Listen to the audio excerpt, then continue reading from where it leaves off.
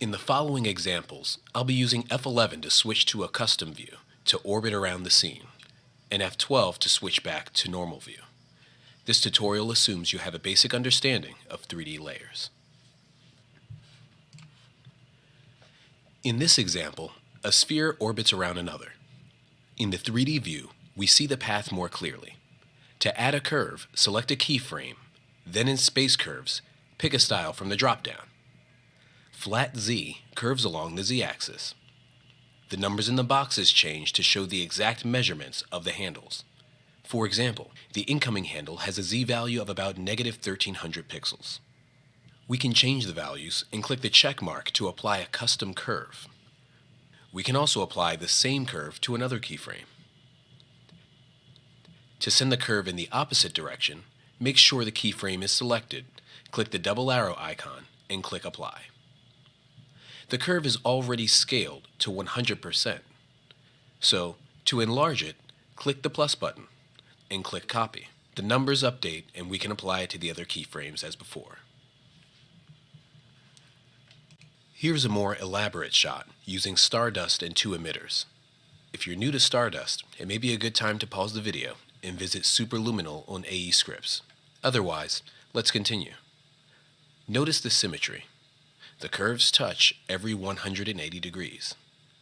This type of precision and symmetry would normally require expressions or a rig to create, but now we can do it with Space Curves. It'll make your project faster, cleaner, and easier to use. Let's start with the light emitter. We have it flying in from the back, then to the center, and then up. As it goes up, we'll make it rotate in a spiral pattern. So let's add some keyframes along this path. Now select every other keyframe and push them all back along the Z-axis. For the other keyframes, we'll push them in the opposite direction. Now let's curve them. Select all the keyframes and then in Space Curves, select Flat X from the menu. Click Swap to get the flipped version and apply it to the keyframes on the other side. For the one in the center, we'll use the default Flat X parameters. For the second light emitter that spins in the opposite direction, we'll duplicate this one and flip the Z values around.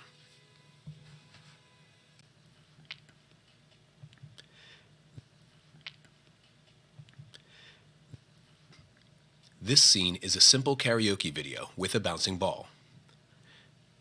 Start with the keyframes off screen on the left and the right. Then use the pen tool to add points where it should bounce. Now, with the keyframe selected, go to Space Curves and select Bounce Y. Then scale it until it looks correct.